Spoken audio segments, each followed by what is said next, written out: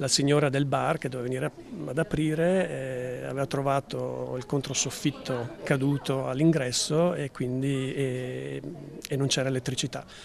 Quindi mi sono precipitato a scuola, la situazione tutto sommato non era così grave come sembrava, c'era una caduta d'acqua dal primo piano abbastanza abbondante che ha causato un cortocircuito nell'impianto elettrico, quindi ha fatto diciamo che le luci non potevano essere accese. È stata un'alba concitata all'Istituto Einaudi Scarpa di Montebelluna, dove una perdita d'acqua ha causato il crollo di una parte di controsoffitto nell'atrio. Immediato l'intervento dei vigili del fuoco che, oltre a mettere in sicurezza l'area, hanno verificato l'assenza di criticità strutturali. Il primo piano, nel bagno dei docenti, in un lavandino, un tubo flessibile aveva ceduto, per cui da ieri sera, presumo verso le 8-9 di sera, c'è stata una perdita d'acqua trafilata ovviamente al piano terra e quindi la caduta dei controsoffitti, che per fortuna sono di pannelli in cartone, quindi in ogni caso non sarebbe stato un problema, diciamo, di sicurezza grave. I ragazzi sono stati tenuti fuori per un quarto d'ora. Le lezioni sono così partite regolarmente. C'è stato un po' di caos all'inizio,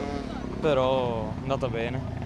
Siamo entrati a scuola e non è successo niente. All'inizio c'era un po' di paura che potesse succedere qualcosa, però poi si è svolto tutto normalmente, non c'era nessun pericolo, insomma. Non vedendo ambulanze mi sono tranquillizzata. In mattinata un certo allarme si era diffuso sui social, poi rientrato nel corso della giornata. Resta però un tema, quello delle manutenzioni, soprattutto ordinarie. La provincia ha fatto interventi sull'illuminazione, ha messo tutto il LED per risparmio energetico, eccetera, però poi appunto se non andiamo anche a controllare altri particolari che sono l'impianto elettrico, l'impianto idraulico, un difetto anche minimo può causare danni notevoli, quindi è poi anche difficile in realtà andare a verificare tutto quanto, ma diciamo che un controllo ogni tanto, nei 30 anni, sarebbe giusto farlo. Più poteri ma soprattutto risorse in materia chiede proprio la provincia, che da qualche anno ha avviato un piano straordinario per l'edilizia scolastica. Il problema che ha avuto la provincia nei primi anni del Rio, cioè quella della carenza di manutenzione, oggi è diventato un problema da risolvere. Da manutenzione ordinaria passiamo alla straordinaria. È fondamentale che le province abbiano la possibilità